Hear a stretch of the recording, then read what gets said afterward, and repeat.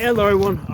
One of my viewers asked me an excellent question in the last Glock video that I did, which I talked about how Glock has suicided itself, okay, by making an agreement with anti-gunners to discontinue their most popular models. Okay, so initially I thought that they were just going to discontinue the Gen 3 pistols because it kind of made sense because the patents had expired.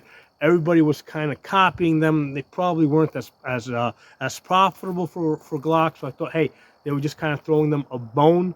But it turns out that they're also discontinuing the Gen 4 and the Gen 5, okay, which is completely idiotic, suicidal for the company because they have nothing to sell, okay. Supposedly they're coming out with, or they've released a new model, and I don't know if it's version V or if it's version Roman numeral number 5. I don't know, and the reason why I don't know is because I really didn't care that much to look into it, okay, because I have no intention of buying it. The assumption is that they have modified this new version so that you can't just remove the back plate and insert a full auto switch. Okay, so in order for that to happen, there would have to be a significant modification to the gun, so you can't easily do that. Now, keeping in mind that you could pretty much take any gun and come up with some type of a mechanism so that when the slide goes forward, okay, it releases the sear and the gun shoots automatically. So you can do that with any, with any semi-automatic, striker-fired pistol, or even with a, with any semi-automatic rifle that has a bolt that slides forward. With enough thought and engineering, you can come up with something. Okay, so and I am sure that somebody is going to come up with it just for the sake of sticking it to Glock, and I really hope they do so, because I'd love to see Glock go back to the drawing board again, because they basically bent the knee to the anti-gunners. They need to suffer for this. I actually, I know there's a lot of dislike out there for SIG, okay, but now I actually dislike Glock a lot more. Okay, so anyway, the question that was asked in the comment section is, what do I recommend? Okay, what is a good Glock alternative? Okay, which kind of puts me in a bad position, because I've been a full-time gun instructor for the last 15 years, and I've tried Berettas, I've tried, I've tried using some SIGs, I've tried using, I had a Taurus at some point. I had a couple of different guns that I have experimented with as training guns, and I basically went with the Glock because the Glock is the most durable, okay? And I do extremely high round counts because basically I lend my guns out so people can train on them, so they can try them out and decide, hey, if this is a good gun for them. And in order for me to do that, in order for me to train people on guns, I need to use guns that can do very high round counts and don't break on me, okay? So the Glock, like this one over here, right, it went 75,000 rounds without anything breaking on its original recoil spring, okay? And I know Glock recommends that you change it every 10,000 rounds. I didn't do it, okay? I just went straight through the 75,000 rounds. The thing that broke at 75,000 rounds was the trigger spring in the back. And then I think in the process of changing that out, the spring on the slide catch also broke on me as I was trying to remove it. So I think that was just water got in there. I think it rusted, and from that point it went up to basically 95,000 rounds before that trigger spring broke again. So it's kind of weird how that works, because the first one went 75,000 rounds, right, and then the one after that only went another 20,000 rounds. So I think there was a bit of luck in that, but the point is that this is obviously a very durable gun, okay? So the reason why I stopped using this one over here at the 75 at the 95,000 rounds, and I the reason I keep track of those rounds, the round count is with this one over here. Like when I was training people, I was only using this one gun, okay, as a pistol training gun. I mean, occasionally I would use a Beretta, but this was the main one I was using, and I buy the ammunition in 1,000 round boxes, okay, and especially when I'm busy, I'll buy like 4,000 rounds at a time, okay. So it's really easy for me to keep track of how many thousands of rounds I go through if I'm only basically using one pistol, and at the time I was using one rifle. Now, what happened was at 95,000 rounds, this was during 2020, and I got like really, really busy. Um, I basically said, hey, let me. I think first of all, I quickly concluded that it would really help, and I had the intention of switching over to something that would take a pistol optic. My intention was to buy the Palmetto Dagger, which was supposed to be released that year, and which would accept an optic. That got delayed by almost 2 years. So my next option was to build a Glock Gen 3, which was the Polymer 80s. Okay, and I built a few of them. They became really, really reliable, really good. It was a learning curve. Like the first one, it took almost 2 months before I completely debugged it, right? But once I debugged it, figured out how to build these things, these Glock Gen 3s became extremely, extremely reliable. So one of the things I found out is that the optic made a really big difference for training new shooters, especially women that didn't relate so well to the whole lining up iron sights thing. I mean, not that they shouldn't learn to do that, but that's just not a good starting point, okay? When I put people on guns with optics and they see a red dot, as soon as they get on it, they're like, ooh, I see it. So that's something that they like. They like training. They get better. And basically, it's a good way for me to recruit them, especially women, young shooters. It's a good way for me to recruit them into the gun culture, okay? So I had already concluded that I needed guns with optics. So since I couldn't get the Palmetto Dagger, I started cranking out these Polymer 80s, okay? So I built a lot of them. And because I built a lot of them, I was able to kind of spread out the workload.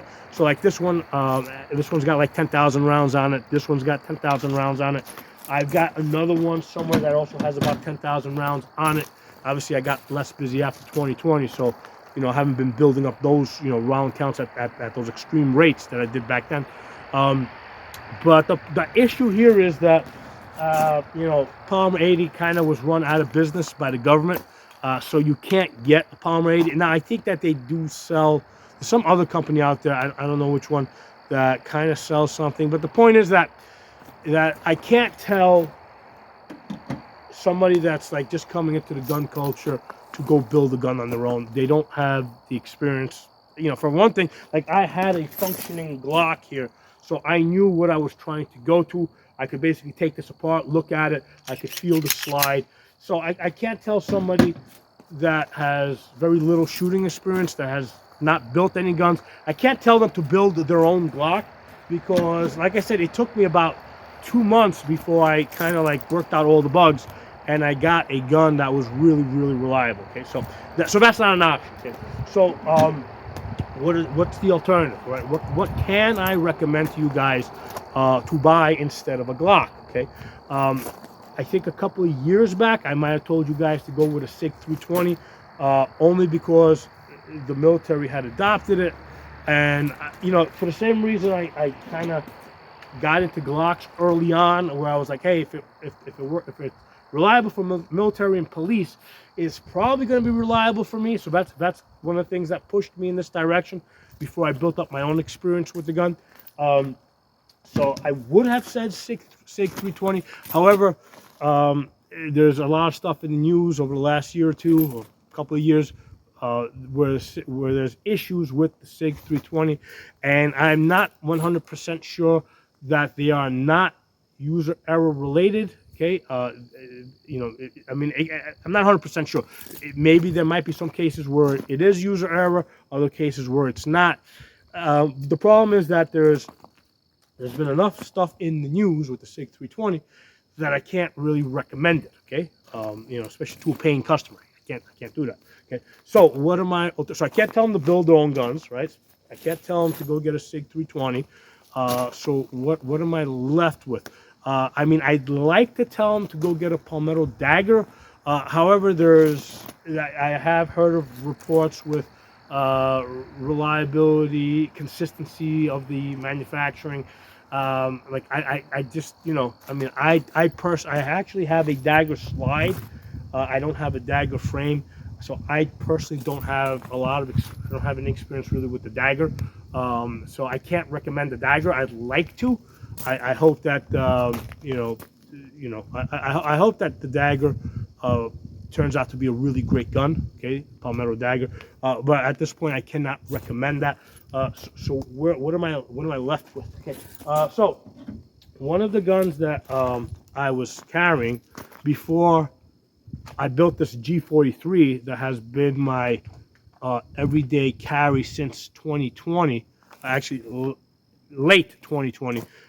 Before that, I was carrying this Shield 9. Okay, Smith & Wesson M&P Shield 9. Okay, and I keep it loaded around the chamber, holstered, as a ready, go-to gun. Okay, besides like, because most of like these guns I keep unloaded in the safe. Okay, this one I keep loaded in the holster, ready to go. So that's one of the things. Like if I have a gun in a holster in the safe, I know that gun, is loaded with a round in the chamber. Okay, so that's one of the ways that I distinguish them. So the Shield 9 is one of my go-to guns that I actually carried for several months. I don't remember how many months. Did a whole bunch of practicing with it. I think the main reason why I don't really carry this is because it's really not optic ready. You can slide this out and slide a plate in, but that's really not as good. But with all the practicing that I did with the Shield 9, it turned out to be a very reliable gun, very robust design, right? Strong, tough gun. Now I have done a few hundred rounds with it. I haven't done thousands and thousands of rounds. However, James Yeager, the late great James Yeager, did use this gun, and he did a video on this. He did use this gun as he did have a Shield 9 available as a training gun for people to borrow in his classes. And he said he had close to like 15,000 rounds on it, and I mean, I would, that makes sense. I mean, that's what I would expect, which is not to say can't do more rounds than that. But yeah, the Shield 9 is the gun that I would recommend based on the somewhat, I say limited experience. But when I say limited experience, I'm talking to you as somebody that shoots almost every day. So, like on this gun over here, I'm probably up to several thousand rounds at this point. So I've got a couple of hundred rounds on this. Maybe, I don't know, 400, 500 rounds on this that I had done on this. That's probably more rounds than most people out there would do. So what is very low use for me is high use for lots of other people out there. So this gun performed very good, the Shield 9. Now, when I bought it, the great thing about it, when I bought it, the Shield 9 was like $300. I got this for $300. An excellent gun. Yeager said that this gun was built to professional standards. And yeah, my experience with this gun, I'll say the same thing. So for $300, this was a bargain. So I did look up the price of this yesterday. It seems like it's going for about $400. So I think I bought it maybe in 2016, 2017, somewhere back there. So me paying $300 back then versus it being about $400 now. Now this is the version is one of the earlier versions. So it comes with 2 magazines, a 7-round magazine and an 8-round magazine. Um, uh, Again, so now I think it's as far as I can tell, it's about $400 now. They do have other versions of this. I think they have another version now. I think they call it a Plus. I think it has a 10-round magazine. Some of the other versions are closer to $500. I assume that they haven't changed the internals that much. So I don't know. I haven't had experience with the Plus version. I have had some experience with the Easy version. This Easy version, complete garbage, right? Do not get the Shield 9 Easy, okay? The Easy has a back strap here and a thumb safety, and what happens is these two safeties conflict with each other, because if you have a thumb safety, you're supposed to shoot it with your thumb riding on top of the thumb safety so that you know it's deactivated. Well, what that does is it takes the pressure off of the back plate here, the back strap safety, takes the pressure off of that. So a lot of times you go to pull the trigger and there's not enough pressure on that back strap to deactivate the safety, and the gun doesn't shoot. I've seen that a bunch of times with myself shooting it, with lots of people, you know, that own the gun shooting it. The Easy is steaming pile of shit. Do not get that. It has an easier magazine to load. The magazine's a little bit easier to load. Garbage. Do not get the Easy version. The other versions I think are going to be okay. Like I said, I haven't tried the Plus version. I just have the original one. The original one did come with it did come with the option to get it with a thumb safety or without a thumb safety. I got it without the thumb safety, and the reason is because I had so much experience with the Glocks. I knew that the Glocks were they only partially cocked. I knew that they had a whole bunch of safeties built into the gun. At the time, I assumed that all strike-fired guns kind of work the same way. So that was an error, okay? So as far as I can tell, the Shield 9 does fully cock when you rack the slide. I don't love that. I prefer the partially cocked feature of the Glock. But yeah, I've had enough experience with the gun. I think that it's going to be fine. Not heard of accidental discharges or uncommanded discharges.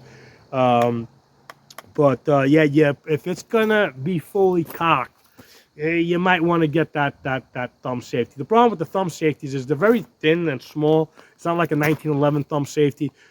Your thumb can very easily slide off of it. So it's one of those things with the thumb safety is like, and here's the thing, like I've seen lots of people train, even people with experience, and if you put people under stress, they're gonna, a lot of times they forget to take the thumb safety off, or they forget to put the thumb safety on when they reholster the gun. So I mean, I think that the whole thumb safety idea is not a great concept in itself, which is one of the reasons why I really like Glocks, Glock style guns, and the reason why I'm going to keep carrying my Palmer 80 G43 that I built. But again, I can't recommend that to you guys. Okay.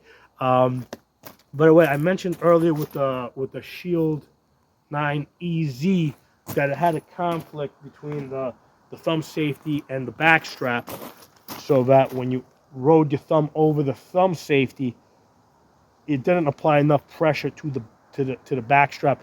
And you might say, hey, that's not an issue with a 1911, right? And I've got like 2 1911s. No, it's not. I mean, the 1911, it just either the maybe because the gun is larger, maybe because the backstrap safety is more sensitive. I don't know.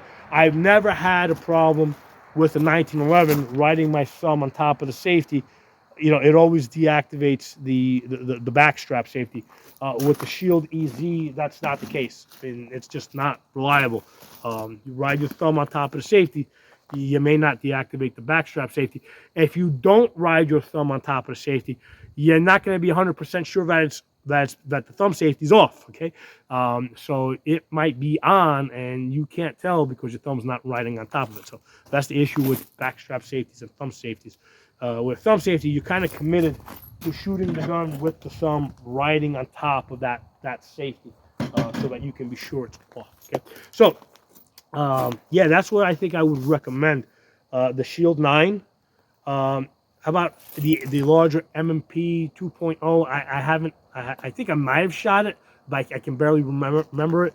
I have friends that swear by it, so I can't say. I mean, I haven't heard any complaints about it. So that might be something to look into. The M&P 2.0 if you want a larger frame gun. You know, a lot of people. I can't say anything because I haven't shot it enough to even remember it. Okay, but I have heard good things about the M&P Smith & Wesson M&P 2.0. The other thing to consider, I almost feel a little embarrassed bringing it up, is the SIG P365. Okay, not the 320, the 365. I have a bunch of customers that have the gun that use it, have not had any problems with it. It does use a different, from what I understand, it does use a different internal mechanism than the SIG 320. However, the last time I looked at it and I was examining it as best as I could without disassembling, like completely disassembling the gun, the firing pin block appears to be in the SIG 365 appears to be the same mechanism as the SIG 320, where it's in the back, and the firing pin block is basically part of the firing pin mechanism, which I don't love that design concept. You know, nobody, as far as I know, there haven't been any issues with the SIG 365. However, I don't think that there was that many known issues with the SIG 320 until the military and police started using them on a wide scale. So that's one of the things with a lot of these guns. Like, I can say that, you know, you can say any gun is safe because it's been sold for many years, and there's no problems with it. But until the military gets it, uses it, abuses it, neglects it, does all the bad stuff that the military does to their equipment, you know, until it gets to that level, you really can't be sure of what you got. Okay, so everybody thought that the SIG 320 was a safe gun or a non-problematic gun. Okay, and again, I'm not saying that the SIG 320 is not a safe gun, because I think in a lot of cases there might be some user error problems. But those issues didn't come up until the military adopted the gun and started using it. Okay, so that's one of the things to be aware with these guns. So, yeah, I mean, the SIG 365. You know, my experience with that gun, or you know, my experience training people who have that gun, because I don't own it, has been really good. Okay, the gun works very well. You know, people like it, swear by it. So I'm just putting that out there for you guys. Myself personally, if I, for whatever reason, was not carrying my G43, I would probably go back to my Shield 9 and maybe get an optic ready version. It still seems like these guns are cheap enough, like around $400. And I'm a big, like, the one thing I like about the G43 that it is smaller than the Shield 9. It's a tiny bit smaller, not a whole lot smaller, a tiny bit smaller. For everyday carry, I really favor smaller, especially if you're driving and you sit down. I carry in the 5 o'clock position. I want to be able to sit down comfortable in my truck. So I favor a smaller gun rather than the extra 2 rounds. Like when I carry the G43, you'll notice there's a flush magazine here. I don't have, even though I have magazines that have the pinky extension, I don't use them, because that extra ½ inch makes a difference when I sit down in my truck. Okay, you know, it hits the seat behind me. So anyway, my thoughts on that. Some things for you guys to consider as a Glock alternative. Okay, drop some comments. Let me know what you think. Give the video a like. All these things help push the algorithm and help spread the information. I do not monetize this channel. Okay, talk to y'all soon.